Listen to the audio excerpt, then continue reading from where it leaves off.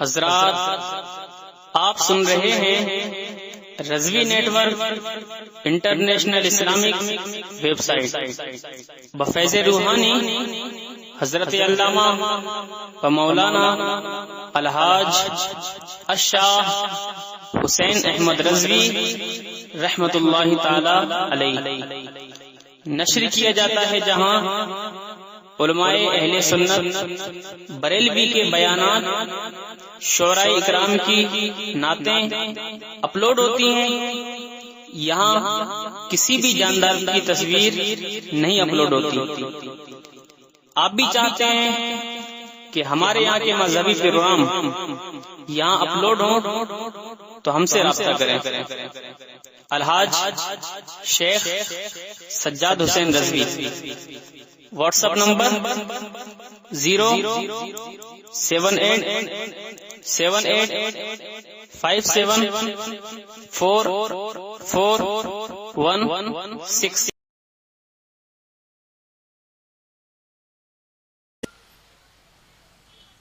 अपने आए हुए मुकर्रिर खुसूसी मुनाजिर अहले सुन्नत नाशिर मसलक आला हजरत खतीब एशिया व यूरोप हजरत कारी हनीफ साहब रतनपुरी मद्दज़िल्लहुल आली की बारगाह में मुअद्दिबाना गुजारिश करता हूं कि हजरत माइक पर तशरीफ लाएं और अपने मुदल्लल और मुफस्सल खिताब से सामाईन के दिलों को जिला बख्शें। आइए हजरत का इस्तकबाल नाराए तकबीर और नाराए रिसालत की गौज में कर ले। नाराए तकबीर, नाराए रिसालत, जश्न शहुदाए करबला, जश्न शहुदाए करबला। हजरत कारी हनीफ साहब रतनपुरी मसलके आला हजरत उलमाए अहले सुन्नत खिताबत की मतानत पर फसाहत नाज करती है, खिताबत की मतानत पर फसाहत नाज करती है, मोहम्मद की गुलामी पर इबादत नाज करती है। हजरत की बारगाह में गुजारिश है कि हजरत माइक पर तशरीफ़ लाएं और खिताब नायाब से सामईन के दिलों को मुनव्वर मुजल्ला फरमाएं।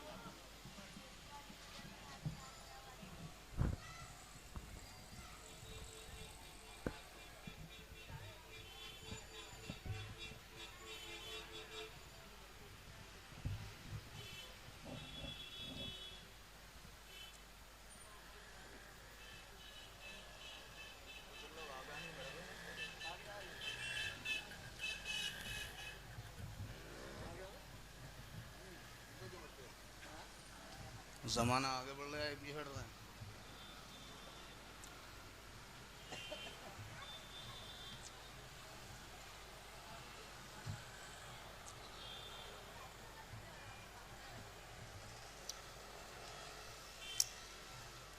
हाज़रीन बज़्म, अस्सलामु अलैकुम व रहमतुल्लाहि व बरकातुहू। वालेकुम अस्सलाम व रहमतुल्लाहि व बरकातुहू।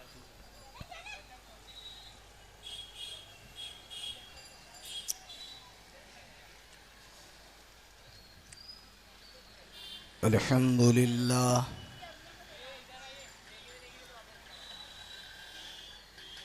अल्हम्दुलिल्लाहि रब्बिल आलमीन वल आक़िबतु लिल मुत्तक़ीन।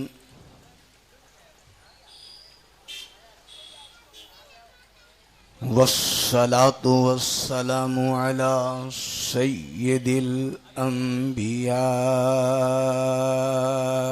वल मुरसलीन व अला आलिहि व अस्हाबिहि व अज़वाजिहि व ज़ुर्रिय्यातिहि व अहले बैतिही व उलमाए मिल्लतिही व शुहदाए मुहब्बतिही अजमईन।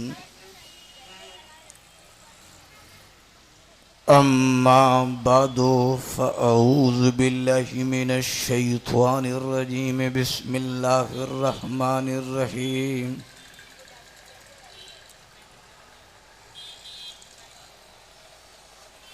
वला तक़ूलू लिमन युक़तलु फ़ी सबीलिल्लाहि अमवात बल अहयाउ वलाकिन ला तशऊरून सदक़ल्लाहुल अज़ीम व बल्लगना रसूलुहुन नबियुल अमीनुल करीम व नहनु अला ज़ालिका लमिनश शाहिदीन वश शाकिरीन वल्हम्दुलिल्लाहि रब्बिल आलमीन।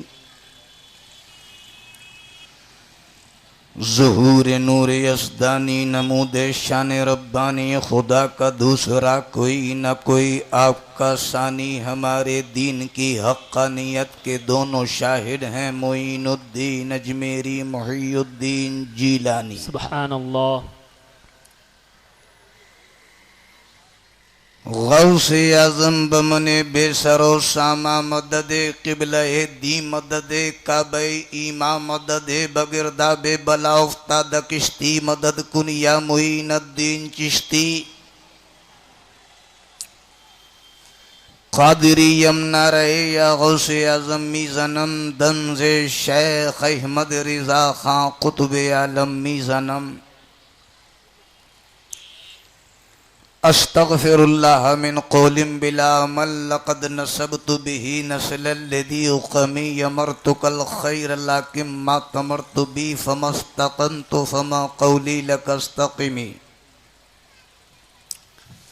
साहिबे लुत्फ़े बेकराम मददे नौशहे बज़्मे आरिफ़ा मददे सय्यदी मुर्शिदी अब्दुल लतीफ़ अस्पे नेमते ज़मा मददे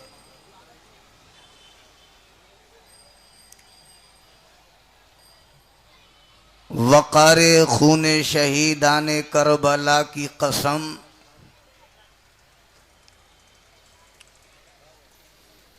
वक़ारे खूने शहीदाने करबला की कसम यजीद मोर्चा जीता है जंग हारा है।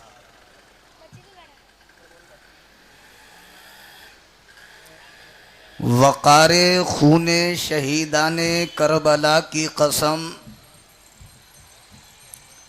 वक़ारे खूने शहीदाने करबला की कसम यजीद मोर्चा जीता है जंग हारा है। करबला वालों ने रोशन कर दिया इस्लाम को, शम्अ गुल होती गई और रोशनी बढ़ती गई।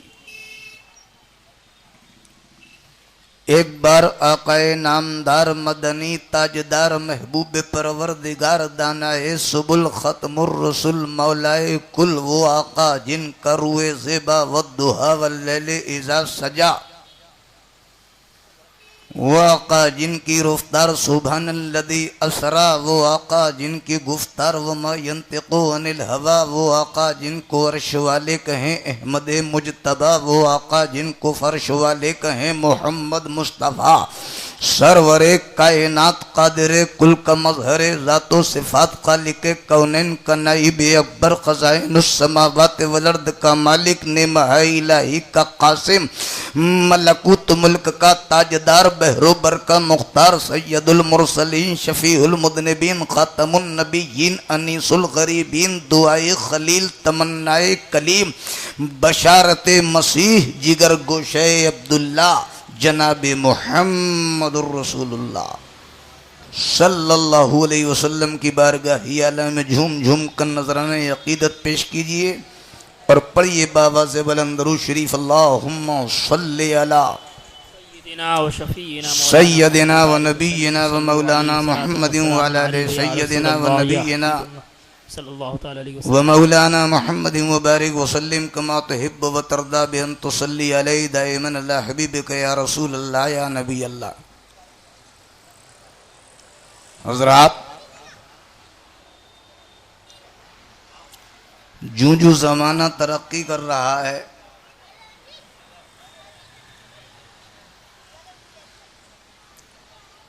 इमाम हुसैन की जिक्र की महफिलों में दिन ब दिन इजाफा होता चला जा रहा। आपके शहर मुंबई के अंदर तकरीबन 1100 उलमाए किराम का वरूद मसूद हुआ है। 1100। ये तो गवर्नमेंटी लिस्ट है, इसके अलावा और भी उलमाए किराम तशरीफ लाए होंगे। पूरे भारत में कोई शहर, कोई कस्बा, कोई देहात ऐसा नहीं है जिसमें इस अशरे में इमाम हुसैन के जिक्र की महफिल का इनेकाद ना हो। इस कसरत से इमाम हुसैन की याद और जिंदगी लोगों को सुनाई जा रही है। आपने कभी इस पर गौर किया कि इस कसरत से इमाम हुसैन की जिंदगी लोगों को क्यों सुनाई जा रही है? शहादत इमाम हुसैन का फलसफा क्या है? इन करबला वालों की हिस्ट्री से हमें सबक क्या मिलता है, नसीहत क्या मिलती है? हम इन करबला वालों की जिंदगी को हर साल क्यों दोहराते हैं? गौर किया कभी आपने?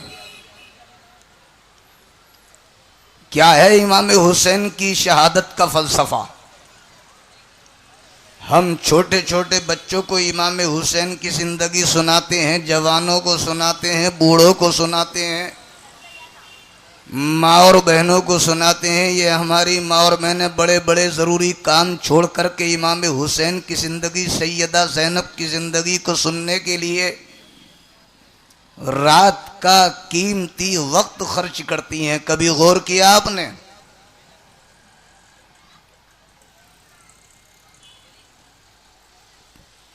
किस ज़रूरत के तहत हम जमा हैं?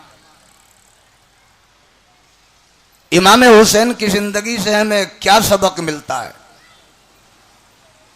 वो कौन सा कारनामा है इमाम हुसैन का जिसको हम बार बार दोहराना चाहते हैं, बार बार लोगों को सुनाना चाहते हैं और चाहते हैं हम कि दुनिया इमाम हुसैन की जिंदगी पर अमल करे।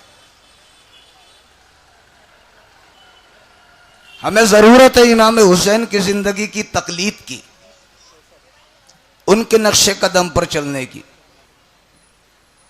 क्या कारनामा पेश किया इमाम हुसैन ने? क्या जिंदगी है उनके घर वालों की? किस चीज को हम कौम को सुनाना चाहते हैं? क्या दर्स देती है इमाम हुसैन की जिंदगी हमें? क्या सबक मिलता है हमें करबला से और करबला वालों से? क्या फलसफा है इमाम हुसैन की शहादत का? क्या जरूरत पेश आई इमाम हुसैन को अपने सारे खानदान को करबला में ले जाके कटवाने की? क्यों कटवा दिया इमाम हुसैन ने अपने छोटे छोटे बच्चों को? इस फलसफे को हमें समझना है और इमाम हुसैन की जिंदगी पर हमें अमल करना है। यही मकसद है इस 10 रोज़ा इजलास का। और दुनिया भर में इमाम हुसैन के नाम पर जितने इजलास मुनक़िद हो रहे हैं, जलसे किए जा रहे हैं, सारे इजलास का मकसद यही है कि हम इमाम हुसैन की ज़िंदगी को सुनें और इमाम हुसैन की ज़िंदगी पर अमल करें, उनके नक्शे कदम पर चलें। हजरात, मैंने जिस आयत मुक़द्दसा की तिलावत का शरफ हासिल किया है, कुरान कहता है जिनको खुदा की राह में कत्ल कर दिया गया उनको मुर्दा मत कहो। क्यों मत कहो मुर्दा? बल अहयाओं वलाकिन ला तशऊरून, बल्कि ये राह खुदा में गर्दनें कटाने वाले जिंदा हैं, जिंदा। वलाकिन ला तशऊरून, लेकिन तुम्हें इनकी जिंदगियों का शऊर नहीं। दूसरे मकाम पर कुरान कहता वला तहसबन्नल्लज़ीना क़ुतिलू फ़ी सबीलिल्लाहि अमवाता बल अहयाउन इंद रब्बिहिम युरज़क़ून, जिनको खुदा की राह में कत्ल कर दिया गया उनको मुर्दा सोचो भी मत। एक मकाम पे कहा गया कहो मत, दूसरे मकाम पे कहा गया सोचो भी मत। ये सोचना भी मत कि राह खुदा में गर्दनें कटाने वाले मुर्दा हैं। बल अहयाउन इंद रब्बिहिम युरज़क़ून, बल्कि वो जिंदा हैं, अल्लाह के यहाँ उनको रिज्क दिया जाता। सुभान अल्लाह, सुभान अल्लाह। हैरत की बात है,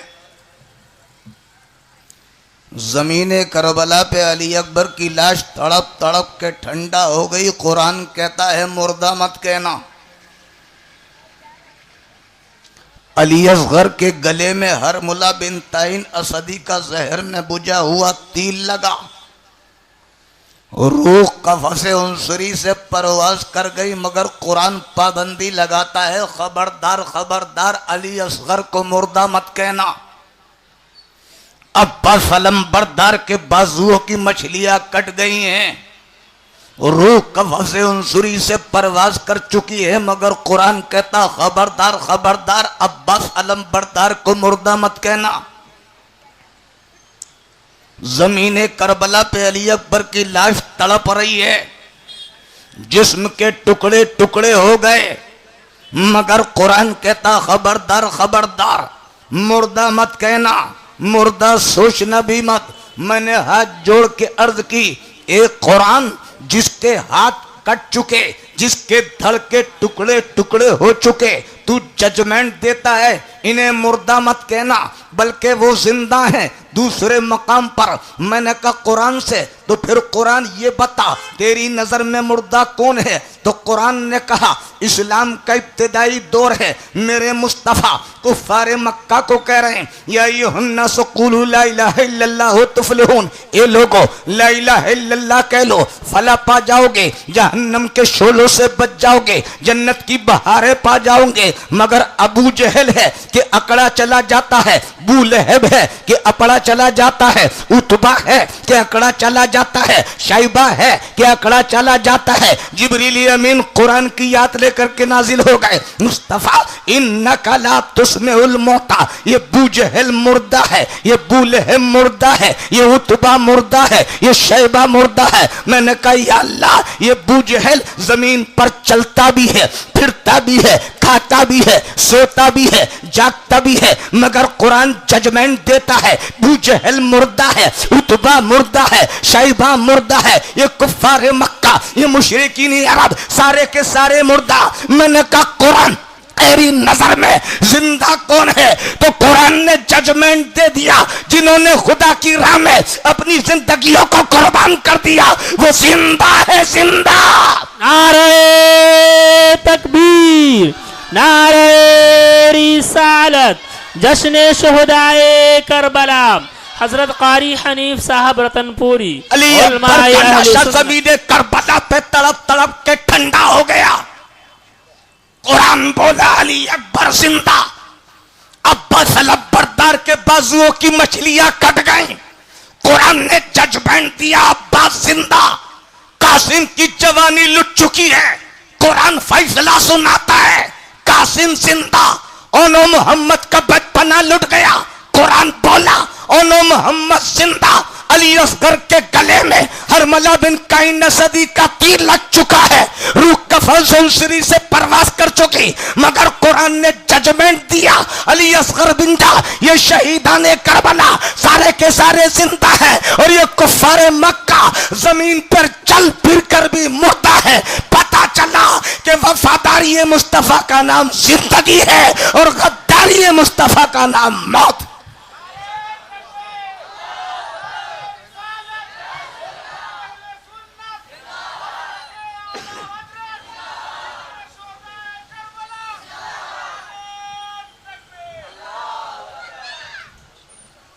सिद्दीक़ अकबर ने अपनी जिंदगी को मुस्तफा के बचाए हुए तरीके पर गुजारा जिंदा।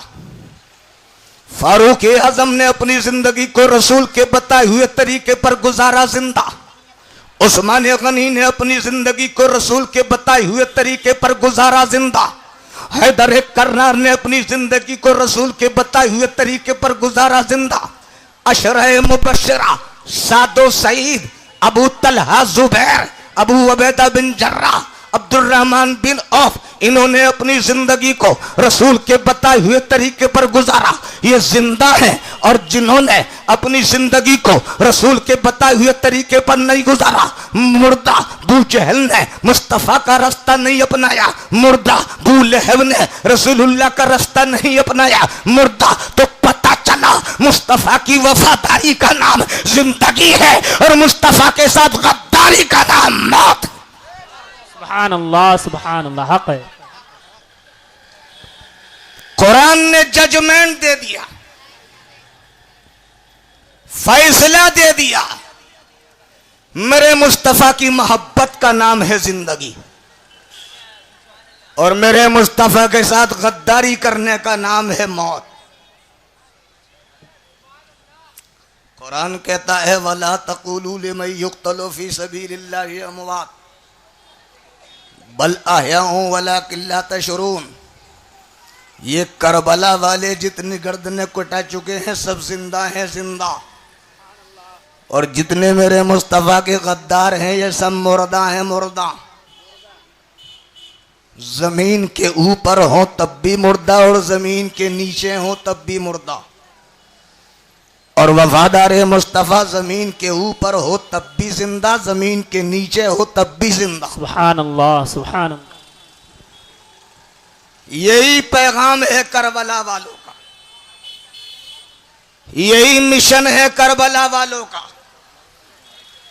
मेरे इमाम ने निजाम मुस्तफा को बचाने के लिए खानदान दे दिया,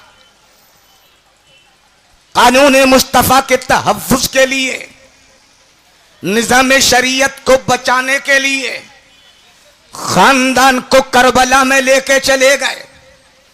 एक एक बच्चे को निजाम शरीयत के बचाने के लिए कुर्बान कर दिया और दुनिया वालों को दर्श दे दिया। ए मेरे नाना जान के उम्मतियों, जान जाती हो चली जा, घर लुटता हो लुट जा, वतन छूटता हो छूट जा, मगर खबरदार खबरदार निजाम मुस्तफा पर हर्फ मत आने देना, वकार मुस्तफा को मजरूम मन होने देना। निजाम मुस्तफा पर अगर कोई उंगली चलावे तो उंगली काट लेना, वकार मुस्तफा के खिलाफ अगर कोई जबान चलावे जबान काट लेना। मुस्तफा के खिलाफ जो आवाज उठे उस आवाज को पस्त कर देना, चाहे तुम्हें जितना जो कुछ भी निजाम मुस्तफा की बहाली के लिए करना पड़े कर जाना। इसी जज्बे के तहत मेरा हुसैन मदीना छोड़ के मक्का गया। निजाम मुस्तफा को बचाऊंगा, कानून शरीयत को बचाऊंगा, मदीना छोड़ना पड़ेगा छोड़ दूंगा, वतन छोड़ना पड़ेगा छोड़ दूंगा। छोड़ दिया मेरे हुसैन ने वतन, चले गए घर बार को लेकर के मक्का। ये छोटा सा काफिला मदीना छोड़ के मक्का चला गया, मगर मक्के में भी इन कूफियों ने मेरे हुसैन को रहने ना दिया।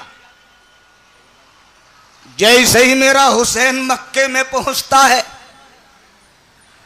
कूफे में कूफियों की मीटिंग शुरू हो जाती है। हज़रात, मेरे हुसैन के मदीने से मक्का पहुंचने की इत्तला जैसे ही कूफे में पहुंची, कूफियों ने मीटिंग ले ली, सुलेमान के घर में इकट्ठा हो गए।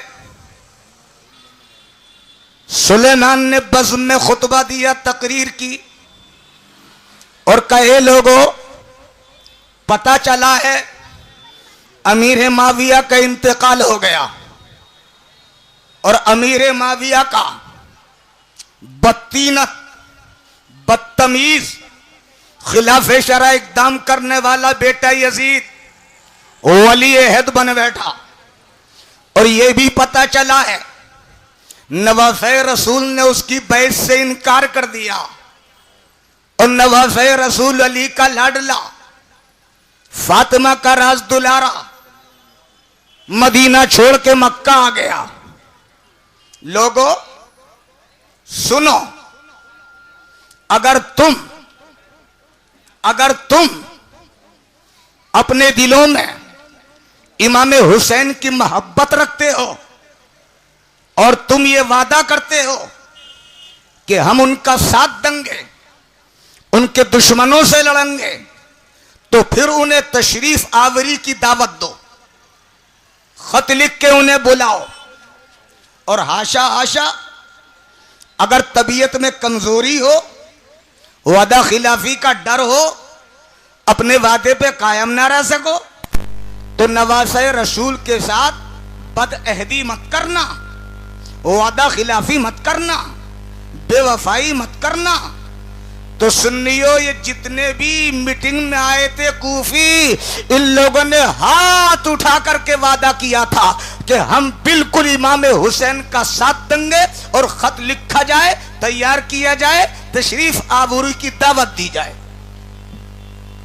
ये सबसे पहला खत था इमाम हुसैन को जो कूफियों ने तैयार किया, और इसका मुख्तसर सा मजमून ये था, ऐ इब्ने रसूलुल्लाह, हम तो पुराने जमाने से आपके और आपके वालिद गिरामी के शिया हैं। शिया के ट्रांसलेशन होता मोहब्बत करने वाला। हम आपसे भी मोहब्बत करते हैं, आपके वालिद गिरामी हजरत अली से भी मोहब्बत करते थे। और यहाँ का कूफे का गवर्नर नोमान बिन बशीर है, हम इसके पीछे नमाज भी नहीं पढ़ते हैं, इसकी इक्तिदा भी नहीं करते हैं, जुमे में भी नहीं जाते हैं, ईदगाह में भी इसके साथ नहीं जाते हैं। अब पता चला है कि अमीर माविया का इंतकाल हो गया और यजीद ज़माना, पलीद ज़माना, तागूत ज़माना बन के तख्त पर बैठ गया है, तो हम आपको दावत देते हैं कि आप हम में तशरीफ ले आइए, हमारा कोई इमाम नहीं है। ये सबसे पहला खत था इन कूफियों का, इमाम आली मकाम के नाम। ये 10 रमजानुल मुबारक को खत मक्का शरीफ पहुंच गया। इसके बाद 2-3 के अंदर, 3-4 दिन के अंदर खत पर खत, खत पर खत, खत पर खत, तारीख में आता तकरीबन 53 खत इन्होंने लगातार तवातुर के साथ मक्का रवाना किए। इमाम हुसैन ने आखिरी खत का जवाब लिखा और जवाब का मजमून ये था, ए कूफे वालों, हमें मुतवातिर तुम्हारे खुतूत मौसूल हो रहे हैं और तुम्हारी तहरीरात से पता चलता है कि तुम हमारे बावफा हो, तुम्हारे दिल में अकीदत व मोहब्बत है, लेकिन फिलहाल हम अपनी जगह अपने चचाजाद भाई मुस्लिम बिन अकील को, जो हमारे मोतबद है, कूफा रवाना करते हैं। अगर उन्होंने तुम्हारे अहद और तुम्हारी वफादारी का सबूत पेश किया और उनकी तरफ से कोई खत आया, तो मैं भी जरूर मक्के से कूफा रवाना हो जाऊंगा। ये जवाब हजरत इमाम हुसैन ने कूफियों को लिख दिया। इधर हजरत इमाम मुस्लिम को तैयार किया गया कूफे के लिए। हजरत इमाम मुस्लिम मक्का शरीफ से, मदीना शरीफ से मक्का शरीफ आए थे, तो जो छोटे छोटे बच्चे हजरत इमाम मुस्लिम के, मोहम्मद और इब्राहिम, जिनकी उम्र 8 या 9 साल थी, ये भी साथ में मक्का शरीफ आ गए थे। वालिदा मदीने में रह गई। तुमने देखा होगा कुछ बच्चों को बाप से बहुत प्यार होता है, वालिद गिरामी कहीं जाते हैं तो अम्मी जान को छोड़ के बच्चे बाप के साथ चले जाते हैं। ये दोनों बच्चे हजरत इमाम मुस्लिम के साथ रवाना हो गए और मक्का शरीफ चले गए। इमाम मुस्लिम इमाम अली मकाम के हुक्म पर जब मक्का शरीफ से कूफे के लिए रवाने होते हैं, तो ये बच्चे भी साथ साथ हो लेते हैं। अब यहाँ एक बात काबिल गौर है कि इमाम हुसैन की शहादत मशहूर थी, कूफियों की बेवफाई मशहूर थी। इमाम हुसैन ने सहाबा किराम से मशवरा लिया, तो बड़े बड़े सहाबा किराम, हजरत अब्दुल्ला इब्ने उमर, हजरत अब्दुल्ला इब्ने अब्बास, हजरत जाबिर रज़ी अल्लाह तआला, अब्दुल्ला बिन जाबिर, इनमें से किसी भी सहाबी ने इमाम हुसैन को कूफा जाने का मशवरा नहीं दिया। सब ने यही कहा कि आपका वहां जाना बेहतर नहीं है, कूफे के लोग गद्दार हैं। आपके बड़े भाई हसन मुस्तफा के साथ गद्दारी की, आपके वालिद गिरामी हजरत अली के साथ गद्दारी की, खारजियों ने शहीद कर दिया। आप हाशा हाशा वहां तशरीफ ना ले जाएं। मगर इमाम अली मकाम के लिए एक बहुत नाजुक मोड़ ये था, सरकार ने फरमाया जब कोई इंसान दो मुसीबतों में से गिरफ्तार हो जा तो जो छोटी मुसीबत हो उसे अपना ले। बिल्कुल इमाम हुसैन के साथ भी ऐसा ही चेहरा था। दो मुसीबतें, एक मुसीबत तो ये थी कि इमाम अली मकाम कूफा जाएं और इन कूफियों की गद्दारी का खतरा, ये दुनियावी मुसीबत। और दूसरी बड़ी मुसीबत ये थी कि इनके मकतूबात में, इनके खुतूत में ये बात तहरीर थी कि इब्ने रसूलुल्लाह अगर आप हम में इमाम बन के तशरीफ ना लाए तो आप ये समझ लीजिए कि हम ये समझेंगे कि आप हमें यजीद के हवाले कर रहे हैं और क़यामत के दिन खुदा की बारगाह में अर्ज कर देंगे मौला हमने तेरे रसूल के नवासे इमाम हुसैन को दावत दी थी, वो तशरीफ लाते तो हम उनके दस्ते हक परस्पर बैत करते, मगर उन्होंने हमारी तरफ कोई तवज्जो ना की और हमें उन्होंने खुद अपनी मर्जी से यजीद के हवाले कर दिया। ये एक ऐसा उज़्र था इमाम अली मकाम के नजदीक जिसका कोई जवाब इमाम हुसैन के पास था नहीं।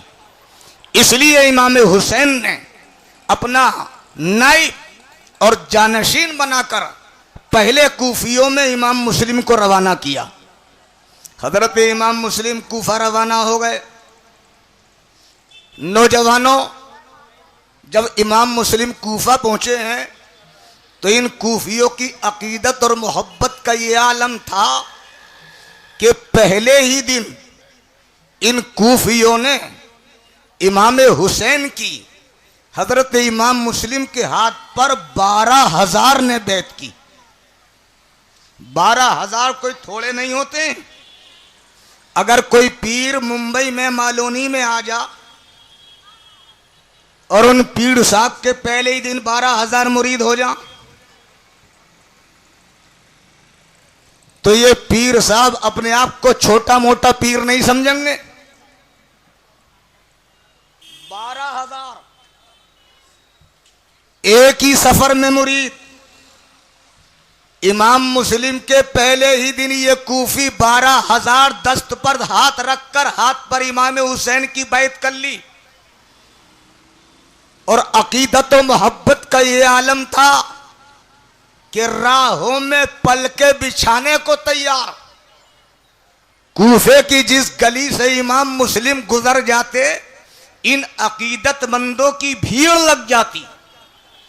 इस अकीदत को देखकर इमाम मुस्लिम इतने मुतासिर हुए कि जस्ट इमाम मुस्लिम ने हजरत इमाम अली मकाम को खत लिख दिया। इन कूफियों ने जो खुतूत में लिखा था बिल्कुल सच है। ये सच्चे अकीदतमंद हैं। इतने लोगों ने मेरे हाथ पे आपकी बैत कर ली, ए नवासे रसूल बिला ताखीर आप तशरीफ ले आई।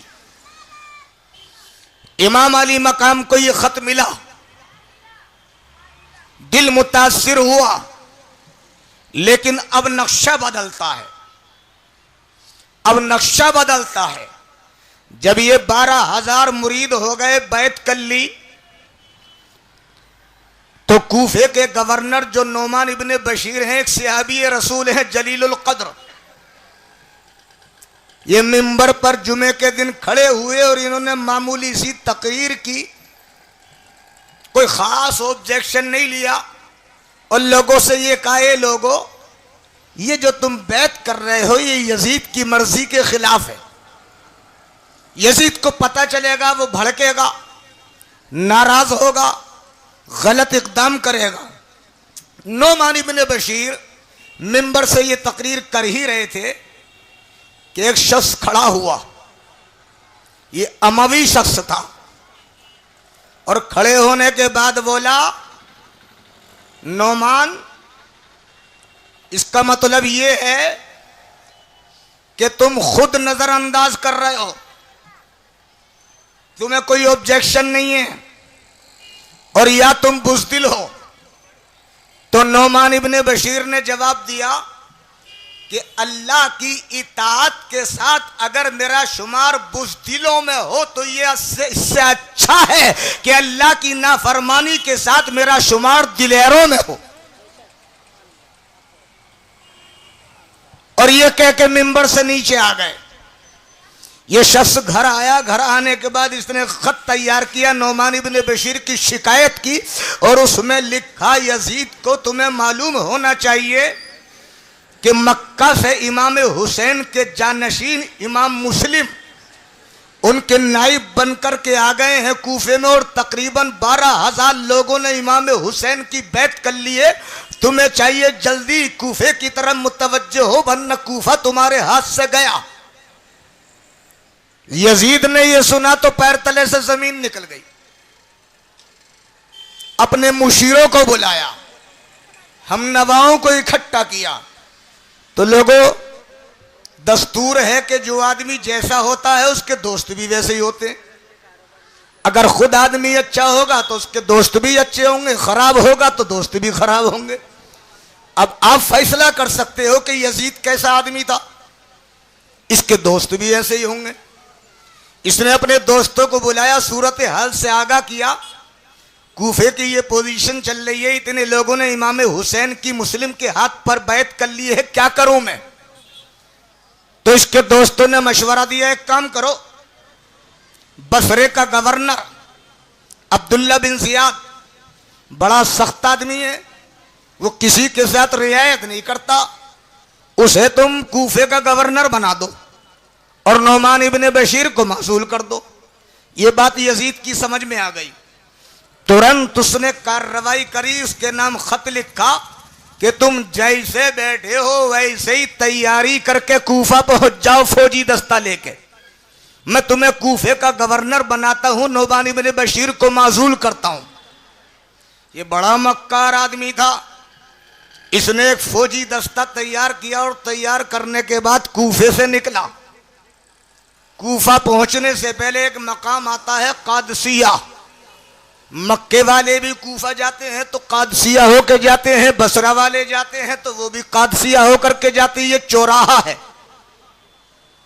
कादसिया पहुंच के इसने लिबास चेंज किया, बाकी लोगों को यहीं छोड़ा। 20-21 आदमियों को साथ लिया और हिजाजी लिबास पहनकर मक्के में दाखिल हुआ, कूफे में दाखिल हुआ। कूफे वालों को इमाम हुसैन का इंतजार था। इमाम मुस्लिम ने खत लिख दिया था, आप तशरीफ ले आइए। ये कूफे वाले रोजाना इमाम हुसैन का इंतजार किया करते थे और इंतजार करके रोजाना चले जाया करते थे। इब्ने रसूलुल्लाह आज आएंगे, इब्ने रसूलुल्लाह कल आएंगे, रोजाना इंतजार कर करके वापस जाते थे। एक दिन क्या देखा कि काफिला आ रहा है, कोई शख्स हिजाजी लिबास पहने आ रहा। ये समझ गए कि शायद हुसैन इब्ने अली आ गए। और जैसे ही ये कूफे में दाखिल हुआ, अंधेरा छा चुका था, सूरज अपने दहकते हुए चेहरे को मगरिब की सिया चादर में छुपा छुपा था। लोगों के घरों पे अंधेरे की चादर तनी थी। ये अंधेरे में गलियों से गुजरता गुजरता गुजरता गुजरता कूफे में दाखिल हुआ। कूफे वाले अपने घरों से निकले, उन्होंने समझा कि हजरत इमाम हुसैन आ गए। इमाम हुसैन का नारा लगाना शुरू कर दिया। ये बड़ा मक्कार था, नारों की आवाजें सुनता रहा और साइड से लोगों के चेहरे देखता रहा।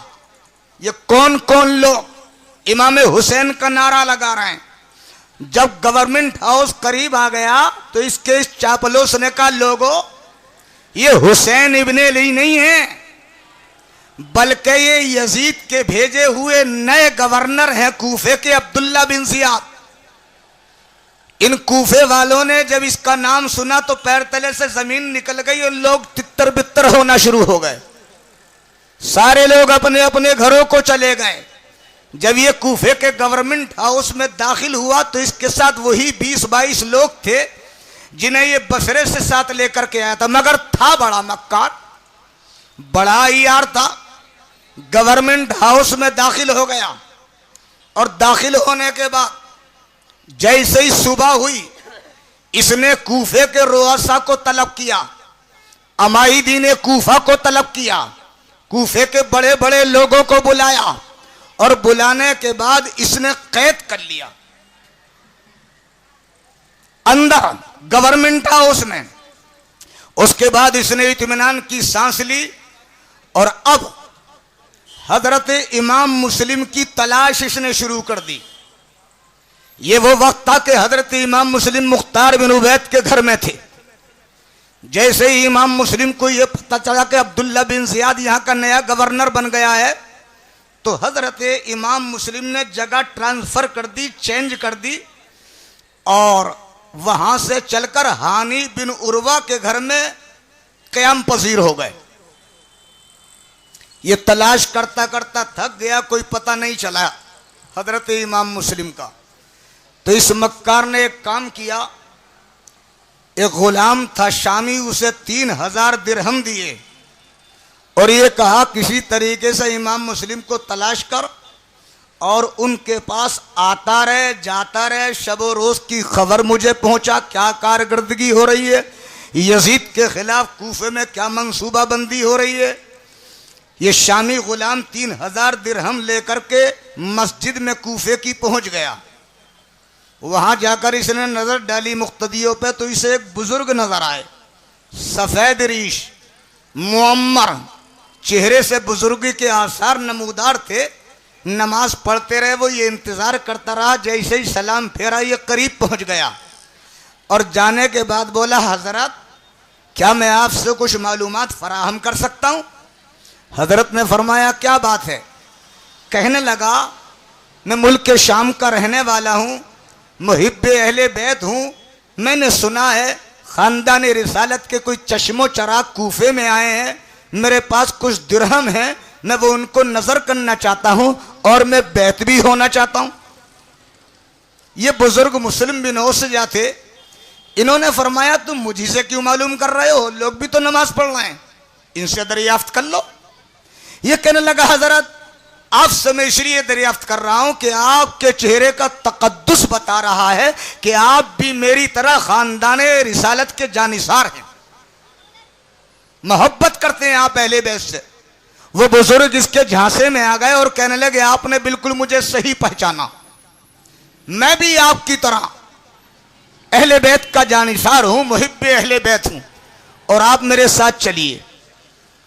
ये मुस्लिम बिन औसजा इस मक्कार को, शामी गुलाम को अपने साथ हजरत हानी बिन उर्वा के घर ले गए।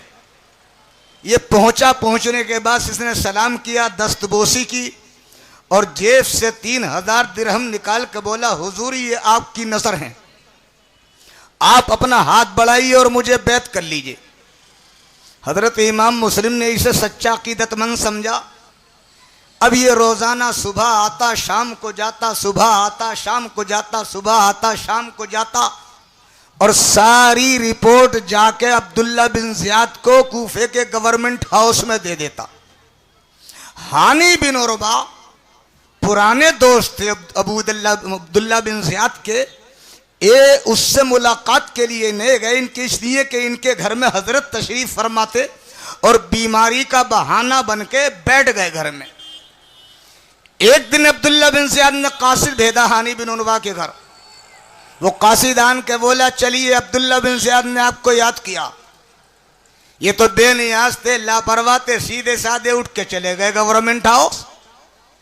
जैसे ही ये गवर्नमेंट हाउस में पहुंचे, इन्होंने सलाम किया। अब्दुल्ला बिन ज़ियाद का चेहरा उतरा हुआ था, आंखें चढ़ी हुई थी। इन्होंने सलाम किया तो सलाम का जवाब नहीं दिया, खामोश रहा, घूरता रहा। ये समझ गए दाल में काला है, मामला खराब हो गया। मोहरे सकूत तोड़ी और जज्बात में आके अब्दुल्ला बिन ज़ियाद बोला, हानी मैंने सुना है तुमने अपने घर को साजिशों का अड्डा बना रखा और यजीद के खिलाफ फौज साजी कर रहे हो। मुस्लिम बिन अकील को तुमने पनाह दी है। हजरत हानी बिन उर्वा ने इब्तिदान तो इनकार किया, ऐसा नहीं है। जब इनकार किया तो इसने उसी शामी गुलाम को लाके सामने खड़ा कर दिया। जो रोजाना इनके घर आया करता था, जाया करता था, सारी रिपोर्ट ले जाया करता था गवर्नमेंट हाउस में। इतना हानि बिन उर्वा ने देखा तो पैर तले से जमीन निकल गई और फरमाया, हानि बिन उर्वा ने, असल में बात यह है कि मैंने उनको नहीं बुलाया, वो तशरीफ ले आए तो मैंने उनको पनाह दे दी। आप मुझे मोहलत दो कि मैं घर जाऊं और उनसे ये कह दूं कि आप कोई और जगह तलाश कर लीजिए, भाई इतनी सी मुझे मोहलत दे दो। अब्दुल्ला बिन जियाद बोला, हानि बिन उर्वा कान खोल के सुन लो, अब जब तक तुम मुस्लिम बिन अकील को कूफे के गवर्नमेंट मेरे सामने हाजिर नहीं कर दोगे, यहां से नहीं जा सकते।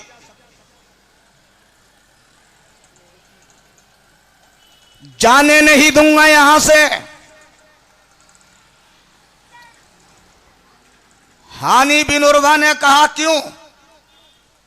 कब पहले मुस्लिम को पेश करो, बाद में जाना। हानि बिन उर्वा ने बड़ी जुर्रत के साथ कहा, अब्दुल्ला बिन जियाद सुन ले, मैंने इमाम मुस्लिम को अपने घर में पनाह दी है और मैं हरगिज हरगिज तेरे हवाले नहीं कर सकता। हानि बिन उर्वा से अब्दुल्ला बिन जियाद ने कहा, तो हानि सुन ले, अगर तू मुस्लिम को मेरे हवाले नहीं करेगा तो मैं तुझे कत्ल कर दूंगा। हानि बिन उर्वा ने कहा, सुन ले, अगर तू मुझे कत्ल करेगा तो याद रख, तेरे इर्द गिर्द भी तलवारें चमकेंगी। अब्दुल्ला, अगर तूने मुझे कत्ल किया तो यह मत समझना कि मामला यूं ही रहेगा, तेरे इर्द गिर्द भी तलवारें चमकेंगी। इतना सुनना था, अब्दुल्ला बिन जियाद आग बगूला हो गया और छड़ी लेकर हानि बिन उर्वा के सर पे मारना शुरू कर दी, चेहरे पे मारना शुरू कर दी। खून टपकने लगा, दामन खून से तर हो गया। हानि बिन उर्वा के करीब के सिकाई कड़ा था, तलवार लिए हानि बिन उर्वा ने हाथ बढ़ाया, तलवार ले ले हाथ में। अब्दुल्ला बिन जियाद ने कहा, अब तो तुमने मुझ पर अपना खून हलाल कर दिया, और कहा इसे पकड़ो और कमरे में ले जाके बंद कर दो। हानि बिन उर्वा को गवर्नमेंट हाउस के कमरे में बंद कर दिया गया। पूरे कूफे पे सन्नाटा छा गया और यह खबर मशहूर हो गई कि हानि बिन उर्वा को शहीद कर दिया गया। इस खबर का कूफे में फैलना था कि हानि बिन उर्वा के खानदान के लोग, कबीले के लोग इकट्ठा होते हैं और अमर बिन हज्जाज की सरकर्दगी में हजारों की तादाद में इकट्ठा होकर कूफे के गवर्नमेंट हाउस को घेर लेते हैं और आवाज लगाते हैं, इंतकाम इंतकाम, खून का बदला खून, इंतकाम खून का बदला खून। इतना सुनना था कि अब्दुल्ला बिन जियाद घबरा गया, मगर था बड़ा चालाक। तुरंत इसने फैसला ले लिया, काजी शुरे को बुलाया। ये काजी शुरे भी गवर्नमेंट हाउस में ही थे। बुला के बोला, ये जो लोग गवर्नमेंट हाउस को घेरे हुए हैं, इन्हें गलत फहमी हुई है, शहर में गलत अफवाह फैल गई है कि हानि को शहीद कर दिया गया। ऐसा नहीं है, आप अपनी आंख से हानि बिन उर्वा को देख लो और इन लोगों को समझा दो। हानि बिन उर्वा को काजी शुरे देखने जाते हैं तो हानि बिन उर्वा ने उस वक्त यह कहा था काजी शुरे से, आप एक मेहरबानी कीजिए, इन मेरे घर वालों से यह कह दीजिए कि ये 10-15 आदमी अंदर आ जाएं। अगर ये अंदर आ जाएंगे तो मैं छूट जाऊंगा। ये बड़ा चालाक था, इसने जासूस साथ में कर दिया। काजी शुरे ने डर की वजह से ये तो उन लोगों से कह दिया कि हानि जिंदा है, मगर ये नहीं कहा कि 10-15 आदमी अंदर आ जाओ। खानदान वालों ने जब ये सुना कि वो जिंदा है तो वो अपने अपने घरों को वापस चले गए, अपने अपने घरों को वापस चले गए। हजरत इमाम मुस्लिम ने जब ये सूरत हाल सुनी तो अपने मानने वालों को कूफे में आवाज दी, सुन्नियों अभी तक सूरत हाल बहुत अच्छी थी, जैसे इन कूफे वालों ने इमाम मुस्लिम की आवाज सुनी, झूक दर झूक हाजिर हो गए और तकरीबन इमाम मुस्लिम की बारगाह में 40,000 कूफी इकट्ठा हो गए और इन 40,000 ने कूफे के गवर्नमेंट हाउस को घेर लिया।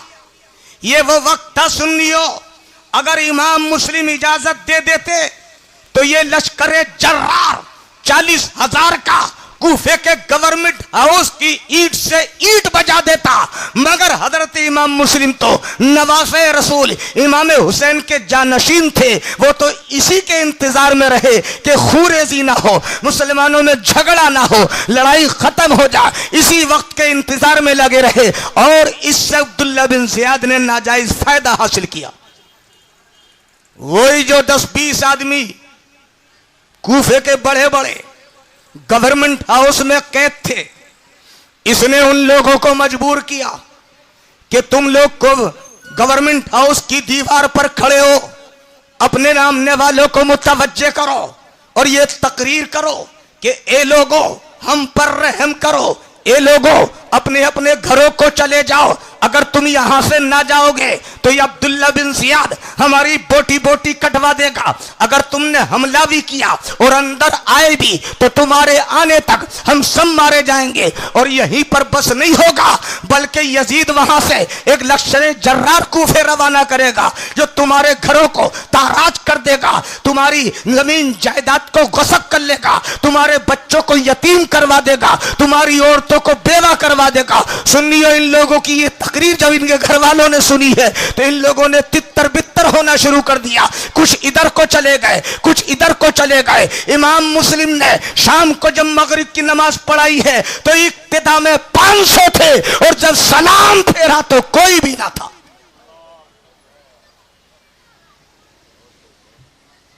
यहीं से बांसा पलट गया। अगर इमाम मुस्लिम उसी वक्त हमले का हुक्म दे देते तो यही 40,000 का लश्कर इन यजीदियों के लिए भी काफी था जो कूफे में थे, और उन यजीदियों के लिए भी काफी था जो दमिश्क में थे। यजीद का तख्त उलट पलट हो जाता, मगर इमाम मुस्लिम तो मुसालहत के इंतजार में रहे, इसने नाजायज फायदा हासिल किया। अब हजरत इमाम मुस्लिम मगरिब की नमाज पढ़ के जब दरवाजे के बाहर आते हैं तो खुदा की कसम इन कूफे वालों के हर मेहमान खाने का दरवाजा बंद था, सारे दरवाजों पे ताले लगे थे। खुतूत पर खुतूत भेजकर बुलाने वाले इन्होंने एक ही धमकी में सारे दरवाजे बंद कर लिए। इमाम मुस्लिम दरवाजे पे आते हैं, सड़क पे चक्कर लगाते हैं, कभी इधर जाते हैं कभी उधर जाते हैं। इमाम हुसैन की याद सताती है, आंखें अश्कबार हो जाती हैं, ख्याल आता है मेरे ऊपर जो गुजर रही है मैं तो बर्दाश्त कर रहा हूं, मगर नवाज़े रसूल मक्का मुअज़्ज़मा से मेरा खत पा करके अपने छोटे छोटे बच्चों को लेके कूफे के लिए रवाना हो गए होंगे, उन पर क्या गुजरेगी ये याद रह रह के इमाम मुस्लिम को सताती है। सर पकड़ के बैठ जाते हैं, कभी आगे जाते हैं कभी पीछे जाते हैं, यही सोच विचार परेशान करता है। सामने से गुजरे तो एक दरवाजे पे एक औरत बैठी थी, हजरत ने कहा पानी पिला दो, औरत अंदर प्याले में पानी लेके आई, पानी पिया, बैठ गए। औरत इंतजार करने लगी, आप पानी पी के बैठ गए, रात हो रही है, अंधेरा हो रहा, आप जाते क्यों नहीं? हजरत इमाम मुस्लिम की आंखों में आंसू आ जाते हैं, रो करके कहते हैं अल्लाह की बंदी मैं किसके घर में जाऊं, इस कूफे में मेरा कोई घर नहीं है, मैं गरीबुल वतन हूं, मैं मुसाफिर हूं, मुझे इन कूफियों ने खत भेज करके बुलाया है और एकदम मेरी जान के दुश्मन हो गए। वो औरत कहने लगी अरे क्या तुम ही मुस्लिम हो? कहा हाँ हाँ मैं ही मुस्लिम हूं। तो इस औरत का नाम था, ये अपने बच्चे के इंतजार में दरवाजे पे बैठी थी, अंदर ले जाती है, कमरे का दरवाजा खोलती है, बिस्तर लगाती है, बड़ी एहतराम से ज़ियारत करने लगती है, खाना लेके आती है, भूख खाती जो खाना खाते। इमाम मुस्लिम को तो इमाम हुसैन की याद तड़पा रही थी। बैठे रहे, रात का अच्छा खासा गुस्सा गुजरने के बाद इसका बेटा आया। बेटे ने देखा अम्मी जान इस दरवाजे में आती है जाती है, आती है जाती है। माँ का दामन पकड़ के पूछने लगा अम्मी इस दरवाजे में क्यों जाती हो? तो माँ ने कहा बेटे आज हमारे घर में इमाम मुस्लिम मेहमान हैं, किसी को बताना मत, किसी से जिक्र मत करना। मगर ये लड़का उबाश था, शराबी था, इसने मोहम्मद बिन अशश के लड़के को जो इसका दोस्त था बता दिया मोहम्मद बिन अशश के लड़के ने मोहम्मद बिन अशश को बताया। मोहम्मद बिन अशश अब्दुल्ला बिन ज़ियाद का चापलूस था, इसने बिन ज़ियाद को बता दिया। तो आके घर में इमाम मुस्लिम पनाह गुज़ी थे।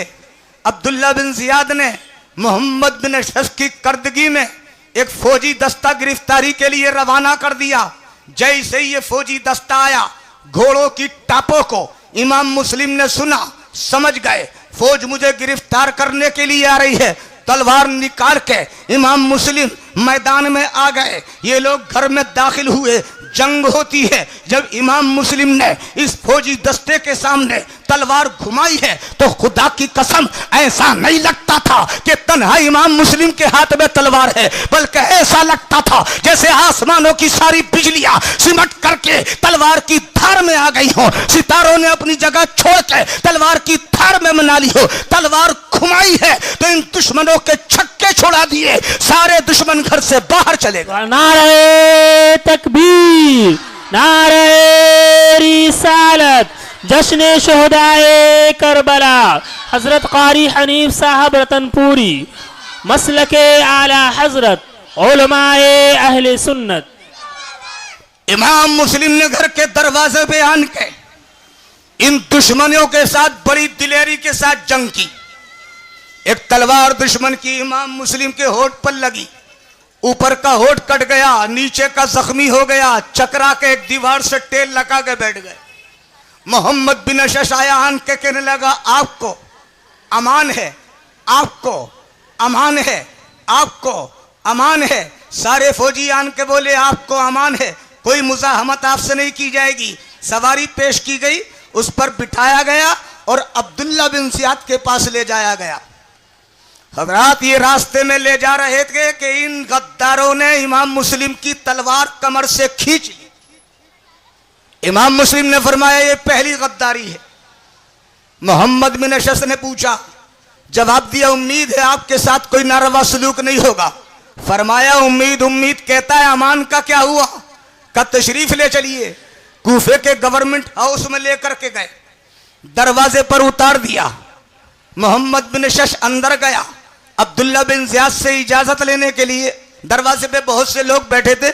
इमाम मुस्लिम को शिद्दत की प्यास थी, पानी का घड़ा सामने रखा था। इमाम मुस्लिम ने पानी मांगा, इन हंजारों ने पानी देने से इनकार कर दिया। एक शख्स नरम दिल था, उसने एक गिलास पानी दे दिया। हजरत इमाम मुस्लिम ने कटोरे को मुंह लगाया तो कटोरे का पानी खून से तर हो गया, सुर्ख हो गया। दोबारा लगाया तो दो तार टूट करके पानी में गिर गए। फरमाया शायद मेरी किस्मत से पानी उठ गया। इतने में अंदर से एक आदमी आ गया, चलिए अब्दुल्ला बिन ज़ियाद ने बुलाया। हजरत इमाम मुस्लिम अंदर तशरीफ ले जाते हैं। जैसे ही अंदर तशरीफ ले गए, इमाम मुस्लिम ने अब्दुल्ला बिन ज़ियाद को सलाम नहीं किया। लोगों ने कहा आपने अब्दुल्ला बिन ज़ियाद को सलाम नहीं किया? फरमाया हाँ, अगर इसका इरादा मेरे कत्ल का है तो इसे कोई सलाम नहीं, और अगर कत्ल का इरादा नहीं है तो इस पे लाखों सलाम होंगे। जैसे ही हजरत इमाम मुस्लिम अब्दुल्ला बिन ज़ियाद के पास पहुंचे, अब दोनों में मुकालमा होता। ये मुकालमा और गुफ्तगू सुन्नी की है। मुसलमानों, कितनी जुर्रत बख्शी है अल्लाह ने नबी के घर वालों को। अब्दुल्ला बिन ज़ियाद कहता है, ए मुस्लिम, कूफे के लोग इत्तेफाक और इत्तेहाद से रहते थे, इनमें रवादारी थी, कोई इंतशार नहीं था। तुम इन लोगों में टुकड़ियां करने के लिए आए, तिफरका फैलाने के लिए आए। इमाम मुस्लिम ने गरजदार आवाज में कहा, तिफरका तो तेरे बाप ने फैलाया, ये लोग शरीयत पर अमल करते थे, तेरे बाप ने इन्हें गलत आदतों का शिकार किया। हम तो इसलिए कूफा आए हैं ताकि लोगों को सुन्नतों की तालीम दें। सुभान अल्लाह, नारे तकबीर, नारे रिसालत, जश्न शोहदाए करबला, उलमाए अहले सुन्नत, मसलके आला हजरत। इसने पलट करके कहा सुन्नतों की बात करते हो? वो दिन भूल गए जब मदीने में शराब पिया करते थे? इमाम मुस्लिम ने फरमाया झूठे, तू जानता है कि तू झूठ बोल रहा है। अरे शराब तो वो पिएगा जो लोगों का नाहक खून पीता है। अब्दुल्ला बिन ज़ियाद ने कहा, मुस्लिम मैं तुम्हें कत्ल करवा दूंगा। हजरत इमाम मुस्लिम ने फरमाया, तू मुझे कत्ल करेगा? ये कहने लगा, हाँ मैं तुम्हें कत्ल करूंगा। तो हजरत इमाम मुस्लिम ने बड़ी मतानत के बाद खुदा की कसम कूफे के गवर्नमेंट हाउस में यह कहा था, ए अब्दुल्ला बिन ज़ियाद तू मुझे कत्ल करेगा, मुझे इसका कोई अफसोस नहीं है। कोई ऐसा आदमी बता दे जिससे मैं चंद बातें करना चाहता हूं। सामने ये अमर बिन साद जन्नती सहाबी का बेटा खड़ा था। इसे कुरैशी समझ के हजरत इमाम मुस्लिम ने बुलाया और फरमाया, मेरी चंद बातें सुन ले, 3 वसीयतें हैं। इसने आना कानी की, दुनिया का चापलूस, बातें करने को भी तैयार नहीं था। अब्दुल्ला बिन ज़ियाद ने कहा, क्या है सुन ले। ये गया साथ में और ऐसी जगह जाकर बैठा जहां से इब्न ज़ियाद दिखाई देता था। इमाम मुस्लिम ने फरमाया, मेरी 3 बातें याद रखियो। पहले तो बात यह है, पहली वसीयत कि मैंने कूफे में फला शख्स से 700 दिरहम कर्ज ले रखा। मेरे कत्ल के बाद, मेरी शहादत के बाद ये 700 दिरहम तुम दे देना। और दूसरी वसीयत ये है, मेरे कत्ल होने के बाद मेरी लाश को दफन कर देना। और तीसरी वसीयत ये है, मैंने नवासे रसूल को खत लिख दिया है, वो आते होंगे, तू उन्हें खत लिख करके मना कर देना, यहां के हालात अच्छे नहीं हैं, वो कूफे के लिए अपने बच्चों को लेके नाम है। इसने ये 3 वसीयतें अब्दुल्ला बिन ज़ियाद को बता दी। अब्दुल्ला बिन ज़ियाद ने कहा, ठीक है। इनके कत्ल के बाद इनकी लाश के साथ हम कुछ नहीं जानते, तुम मालिक हो, जो चाहे करना, लेकिन 700 दिरहम का मादना तुम्हारी जात से ताल्लुक रखता, दोगे या नहीं दोगे ये तुम जानते हो। और रह गया इमाम हुसैन इब्न अली का मामला, तो अगर वो भी कूफे में आएंगे तो उनके साथ भी हम ऐसे ही करेंगे। ये अब्दुल्ला बिन ज़ियाद ने कहा। उसके बाद अब्दुल्ला बिन ज़ियाद ने कहा, ठीक है, इन्हें गवर्नमेंट हाउस की छत पे ले जाओ और छत पे ले जाने के बाद इनका सर काटो और सट काट के बड़ी बेदर्दी से ऊपर से धड़ को नीचे गिरा दो। खुदा की कसम, निशाने मर्द मोमिन बातु गोयम चुमर गाया तवस्सुम बल्लबेहू। हजरत इमाम मुस्लिम की पेशानी पर गम की कोई लकीर न थी, फकत याद आती थी तो नवासे रसूल की याद आती थी, छोटे छोटे बच्चों की आती थी। बड़ी इस्तेकामत के साथ इमाम मुस्लिम छत पर जाते हैं और छत पर जाने के बाद कलमे तैयबा का विर्द करते हैं। दुश्मन आए, चारों तरफ से घेर के तलवारें चमकाई। इमाम मुस्लिम ने मुस्कुरा करके तलवारों का इस्तेकबाल किया। इन सालिमों ने बड़ी बेदर्दी से 3 ज़िलहिज्जा को इमाम मुस्लिम पर हमला किया और सर को कलम कर दिया। सर कलम करके ऊपर से लाश को गिरा दिया। दूर तो 2 दिन बहारे जाफिजा दिखला गए, हजरत उन चुप है जो बिन खिले मुरझा गए। नारे तकबीर, नारे रिसालत, जश्न शहदाए करबला, उलमाए अहले सुन्नत, हजरत कारी हनीफ साहब रतनपुरी। दे दी इमाम मुस्लिम ने जान। ये 3 ज़िलहिज्जा का वाकया है। यही वो तारीख है। हजरत इमामी मुकाली मुकाम अपने जच्चे से काफिले को लेके मक्के से कूफा के लिए रवाना हो रहे हैं। इमाम मुस्लिम की शहादत के बाद पूरे कूफे में खौफ और हिरास छा गया। लोग अपने दरवाजे तक नहीं खोलते थे। वही हानी बिन उरवा, जिनके खानदान वालों ने कूफे के गवर्नमेंट हाउस का घेराव कर लिया था, हानी बिन उरवा को जब शहीद किया गया, कूफे की शाहराह पर कत्ल किया गया, तो वो अपने कबीले वालों को आवाज देते थे और ये कहते थे, लोगों कहां है मेरे खानदान वाले, कहां है मेरे कबीले वाले, कहां है मेरे रिश्तेदार, कहां है मेरे कराबतदार, मुझे आके बचाते क्यों नहीं? अरे तलवार नहीं है तो हड्डी हिला करके मुझे दे दो ताकि मैं दिफा करूं। मगर इतना खौफ और हिरास कूफे की गलियों में फैल चुका था, कोई दरवाजा नहीं खोल सका था। यजीदियत का ऐसा डर लोगों के कल्बो जिगर में हो गया था, कोई हानी बिन उरवा को बचाने के लिए नहीं आया। और बड़ी बेदर्दी से हानी बिन उरवा को कूफे की शाहराह पर शहीद करके लटका दिया गया। हजरात, हजरत इमाम मुस्लिम के साथ आपके दो छोटे छोटे बच्चे भी आए थे। एक का नाम मोहम्मद, एक का इब्राहिम। एक की उम्र 8 साल है, एक की उम्र है 9 साल। ये छोटे छोटे बच्चे बाप की मोहब्बत में मदीना छोड़ के मक्का आ गए। मक्के से बाप ने हिजरत की, कूफा आ गए साथ में। इन छोटी छोटी जानों को क्या पता था ऐसी ऐसी सख्त मंजिलों से गुजरना पड़ेगा। इमाम मुस्लिम की शहादत के बाद कूफे में खौफ हिरास है। इब्ने ज़ियाद ने ऐलान कर दिया, लोगों सुना गया है इमाम मुस्लिम के साथ 2 बच्चे भी आए थे, उनका कोई पता नहीं है, किसी ने अपने घर में छुपा लिया है। मुनादी गलियों में ऐलान करता है, ए लोगों कान खोल करके सुन लो, जो उन बच्चों को छुपाएगा, उन बच्चों को पना देगा, उसे सख्त सजा दी जाएगी। जो उनको पकड़ करके लाएगा मुंह मांगा इनाम दिया जाएगा। ये कूफी बदने हाथ दुनिया की दौलत के लालची कुत्ते उन छोटे छोटे बच्चों की तलाश में निकल पड़े। काजी शुरे के घर में ये बच्चे रूपोश थे। काजी साहब सीधे साधे आदमी थे, सुन के डर गए। इशा के बाद अपने बेटे को बुलाया। साथ मुनादी कर दी गई है, सिपाही बच्चों को तलाश करते फिर रहे हैं। अगर हमारे घर में पा लिया गया हमें सख्त सजा दी जाएगी। एक काम करो, आज एक काफिला कूफे से बाबुल इराकान होता हुआ मदीने तैयबा जा रहा है। तुम इन दोनों बच्चों को रात के अंधेरे में उस जाने वाले काफिले में शामिल कर दो। थोड़ा सा ज्यादा बांध करके साथ के साथ काजी शुरे ने रवाना कर दिया। इन छोटे छोटे बच्चों को लेकर के साथ निकला, कूफे से रोड पर चला। सामने से देखा काफिला रवाना हो गया, गर्दो गुबार नजर आ रही है। साधने का बच्चों ये सामने काफिला जाता है, दौड़ो जाकर के इसमें शामिल हो जाओ।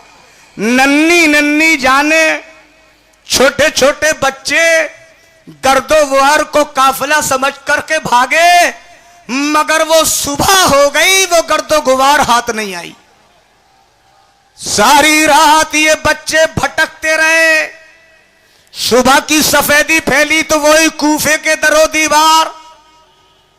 ये दुनिया की लालची कुत्ते इन बच्चों की तलाश में नंगी तलवारें लेके गलियों में सरगर्दा थे ही। किसी यजीदी ने बदने हाथ ने इन बच्चों को देख लिया, पकड़ा, पकड़ के लाया, इब्ने ज़ियाद के पास ले गया। इब्ने ज़ियाद ने कहा, इन बच्चों के बारे में यजीद से मशवरा कर लूं, जो फरमान सादिर होगा अमल करूंगा, जब तक इन बच्चों को जेल खाने में डाल दो।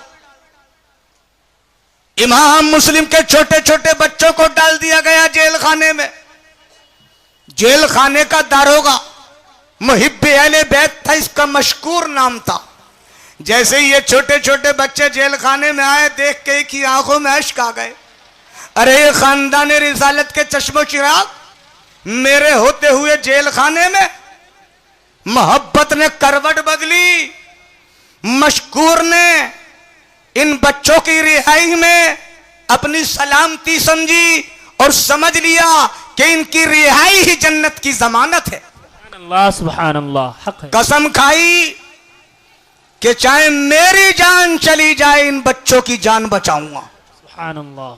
रात का सन्नाटा होता है, कूफी सो जाते हैं, महवे इस्तिराहत होते हैं। ये चुपके से आता है, ताला खोलता है जेल खाने का, बच्चों को दिलासा देता है, अपने घर ले जाता है, ले जाके प्यार करता है, मोहब्बत भरी बातें करता है, खाना खिलाता है और खाना खिलाने के बाद उन बच्चों को नसीहत करता है, अंगूठी देता है। देखो बच्चों, ये मेरी अंगूठी है, मैं तुम्हें कादसिया के रूट पर लगाता हूं, तुम कादसिया चले जाना, वहां का कोतवाल मेरा भाई है, उसे मेरी अंगूठी दिखाना, वो तुम्हें बहुत ही हिफाजत के साथ मदीने तक पहुंचवा देगा। बच्चे खुदा की कसम रात ही रात में खाना खा के रवाना हो गए। इसने मशकूर ने रास्ता बता दिया, किस्मत देखिए, लाख तदबीरें करे बंदा तो क्या होता है, वही होता है जो मंजूर खुदा होता है। ये बच्चे सारी रात सरगर्दा रहे, मगर फिर जब सुबह को सफेदी नमूदार होती है तो फिर वही दरो दीवार कूफे के। दोनों बच्चे एक दूसरे को देखकर हैरत में पड़ गए। बड़े ने कहा, भैया जान, सामने कूफे के दरो दीवार हैं, कहीं ऐसा ना हो सिपाही हमें तलाश करते फिरते हो, लाओ चलो कहीं चल करके छुप जाएं। छोटे भाई ने कहा, हाँ भैया जान, चलो कहीं चल करके छुप जाएं। सामने नजर की तो खोखला दरख्त था, बराबर में कुआं था, उसकी जड़ में जाकर के बैठ गए। अभी बैठे ही थे कि इतने में एक लोंडी आ गई। बगल में पानी का बर्तन है। इन शहजादों के चेहरे के तकद्दुस पे नजर पड़ गई। जब खूबसूरत बच्चों को देखा तो करीब आ गई। शाने शहजादगी चेहरे से टपक रही थी। आन कर चेहरे की बलाएं लेने लगी। कहने लगी, बच्चों तुम कौन हो? बच्चे ये दुन के सहम गए, इसलिए कि कल के डरे हुए थे। कहने लगे, हम तुम्हें नाम तो बता देंगे, मगर सच सच बताओ, तुम हमें मारोगी तो नहीं? लोंडी ने कहा, कैसी बातें करते हो? मैं जिसकी खादिमा हूं, मेरी जो मालिका है, मुहिब्बे अहले बैत है, आओ आओ मेरे करीब आ जाओ, मैं तुम्हें उसके घर लेकर के चलती हूँ। खुदा की कसम, एक को गोद में उठाती है, एक की उंगली पकड़ती है, रास्ते से करके गुजरती है, अपनी किस्मत पर रश करती है और कहती है, ए सूरज तू भी देख ले, तुझसे ज्यादा खूबसूरत बच्चा मेरी गोद में है, तुझसे ज्यादा खूबसूरत बच्चे का हाथ मेरे हाथ में है। आज जमीन और आसमान को इस लोंडी की किस्मत पे फख्र था। ये लेकर के अपनी मालिका के दरवाजे पे पहुंची और जाकर के कहा, तुम्हें मुबारक हो, खानदान रिसालत के 2 फूल लेकर के आई हूं। इतना सुनना था, मालिका मसरत में झूम उठती है और खुशी में इस लोंडी को आजाद कर देती है। अल्लाह, नारे तकबीर, नारे रिसालत, जश्न शहदाए करबला, उलमाए अहले सुन्नत। मालिका ने दोनों बच्चों के चेहरे की बलाएं ली, नहलाया धुलाया, बालों में तेल लगाया, सर में कंघी की, आंखों में सुरमा लगाया, आगोश से मोहब्बत में बिठा लिया, प्यार किया, सीने से लगाया और कहा, मुझे अपनी मां तसव्वुर करो, इस घर को अपना घर समझो, मैं तुम्हारे खानदान की शैदा हूं, खानदान रिसालत का इश्क है मेरे कलेजे में, परवाह मत करना, इस घर को अपना घर समझना। सुन लियो, इन बच्चों ने सच्चाई में इस घर को अपना घर ही समझ लिया। शाम हो जाती है, सुकून से रहते हैं बच्चे। खिला पिला दिया, खिला पिला के एक कमरा खोला, सुला दिया, दोनों बच्चे आराम करने लगे। इस औरत का खाविंद हारिस कमबख्त ये भी दुनिया का लालची कुत्ता था, दूसरे कूफियों की तरह ये भी तलाश में सरगर्दा था। सुबह से इन बच्चों की तलाश में गलियों में मारा मारा फिर रहा था। जिस घोड़े को लेकर के गया था, भाग दौड़ में इसका घोड़ा भी मर गया था। शाम को सूरज डूबने के बाद ईशा मगरिब के दरमियान में अपने घर में दाखिल होता है, हाँफता कांपता चारपाई पे गिर जाता। बीवी इसकी हालत देख के सहम गई, जल्दी जल्दी खाना लाई। नियत में यह था, इस बदमस्त को जल्दी खाना खिला के सुला दूं, कहीं ऐसा ना इस बच्चों का सुराग ना लग जाए इसे। इन्हीं बच्चों की तलाश में घूमता फिरता रहा ये। बीवी ने कहा, खाना खा लो। कहने लगा, यार ये कैसा खाना, सारा दिन हो गया, थका हारा हूं। कहने लगी, कहां सरगर्दा रहे? तो कहने लगा, तुझे पता नहीं है, मुस्लिम के साथ उसके 2 बच्चे भी आए थे, मुस्लिम को तो शहीद कर दिया गया। दोनों बच्चे कहीं रूपोश हैं, किसी ने अपने घर में छुपा लिया है। इब्ने ज़ियाद ने ऐलान किया है, जो इन बच्चों को तलाश करके लाएगा मुंह मांगा इनाम दिया जाएगा, जो घर में छुपाएगा उसे सख्त सजा दी जाएगी। इसकी बीवी ने कहा, अल्लाह से डरो, अल्लाह से डरो, खानदान रिसालत के बच्चों के पीछे ना पड़ो, आकिबत बर्बाद ना करो। अरे इन बच्चों को तलाश करके क्या करोगे, क्या मिलेगा तुम्हें? कहने लगा इब्ने ज़ियाद बड़ा इनाम देगा, का दुनिया के इनाम के लालच में आखिरत खराब ना करो, नफे नुकसान पे गौर करो। कहने लगा मैं अपना नफा नुकसान खूब जानता हूं, मुझे समझाने की कोशिश मत कर।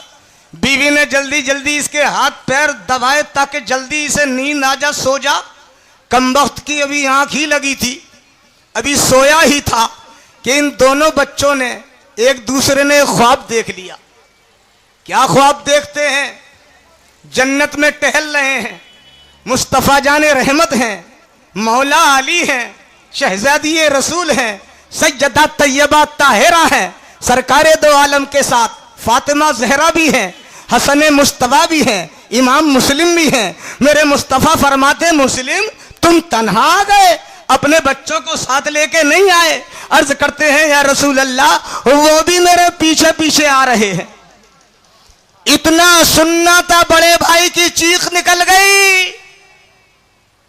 चीख का निकलना था, हारिस का मख्त उठ गया और उठ के बीवी को उठा के बोला ये बच्चों के रोने की आवाज कहां से आ रही है? बीवी ने लाख बहाना किया, पड़ोस से किसी बच्चे के रोने की आवाज आती होगी, तुम थके आ रहे हो, आराम कर लो। कहने लगा नहीं मुझे शक है। बीवी ने कहा सो जाओ, आराम करो, थके आ रहे हो। जालिम ने एक भी नहीं मानी, अपने हाथ से चिराग जलाया।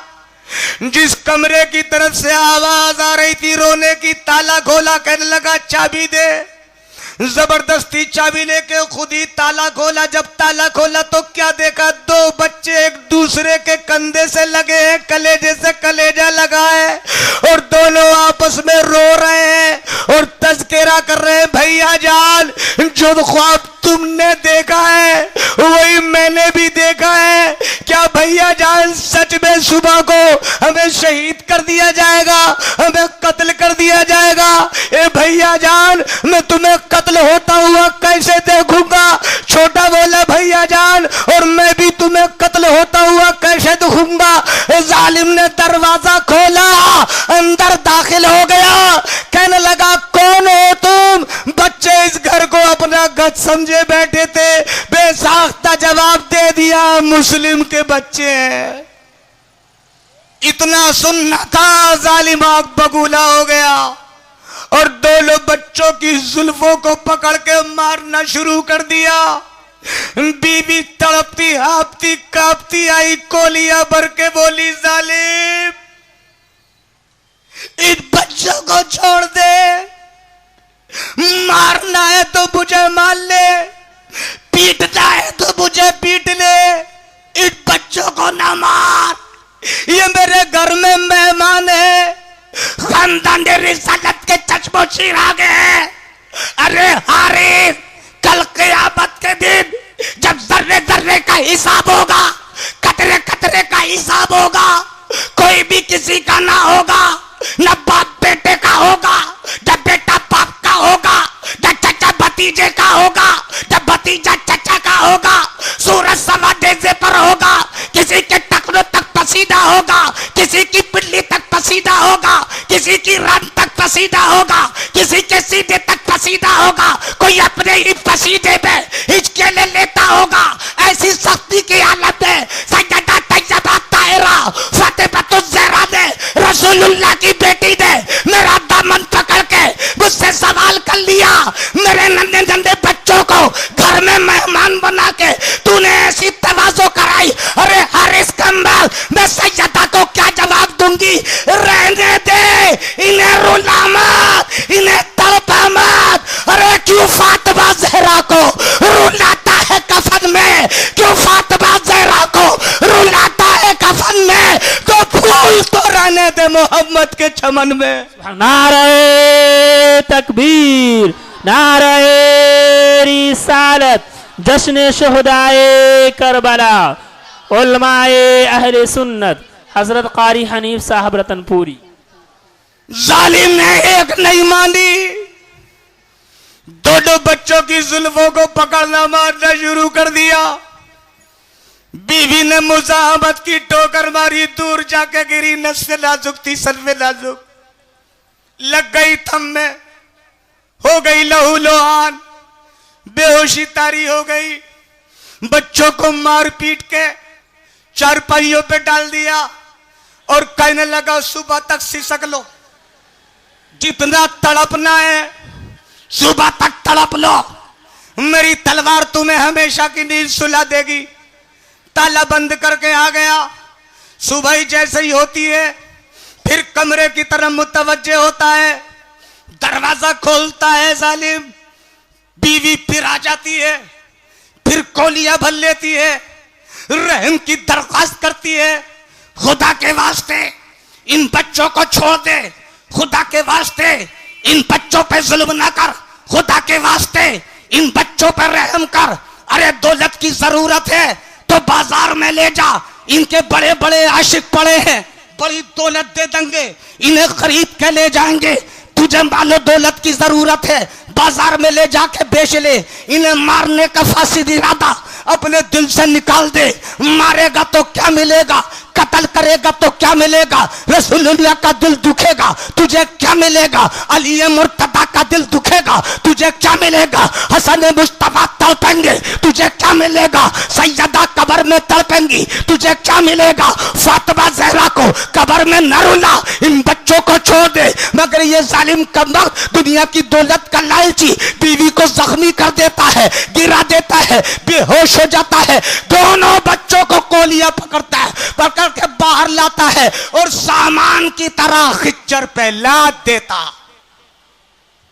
दोनों बच्चों को खिच्चर पे सामान की तरह लाद के चलता है सूए फरात, दरिया के किनारे। जैसे ही दरिया के किनारे लेके पहुंचा, दोनों बच्चों को उतारा खिच्चर से, चमकती हुई तलवार दिखाई। दोनों छोटे छोटे बच्चे तलवार की धार देख करके सहम गए। बच्चों को तलवार दिखाई रहा था, फिर बीवी हाँफती कांपती आ गई और आके फिर इसकी कोलियां भर ली, पीछे से पकड़ लिया। खुदा के वास्ते अपने दामन को इन बच्चों के खूने नाहक से रंगीन मत बना, आकिबत ना खराब कर, अभी वक्त है, इनके नाहक खून से बाज आ जा, अपने दामन को दागदार ना कर, आखिरत को बर्बाद मत कर।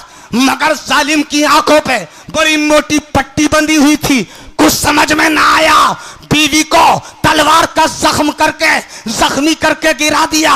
बीवी एक तरफ पड़ी पड़ी कर्राती रही, इसने तलवार सूत के फजा में लहराई, हवा में घुमाई। जब फजा में इसने तलवार लहराई, दोनों बच्चों का खून खुश्क हो गया। इसने छोटे पर तलवार चलाना चाहिए, बड़ा कूद के बोला खबरदार, पहले तलवार से गर्दन मेरी काट। बड़ा बोला खबरदार, पहले मेरे छोटे भाई की गर्दन मत काट, मेरी गर्दन काट। हर बच्चा ये कहता था पहले मेरी गर्दन काट, हर बच्चा ये कहता था पहले मेरी गर्दन काट। इतने में इसने हवा में तलवार लहराई और मिनटों सेकंडों में फजा में दो नन्ही नन्ही चीखें दिखाई दी और दो सर जमीन पर तड़प रहे थे। फूल तो 2 दिन बहारे चाफिजा दिखला गए, हजरत उन गुंचों पे है जो बिन खिले मुरझा गए।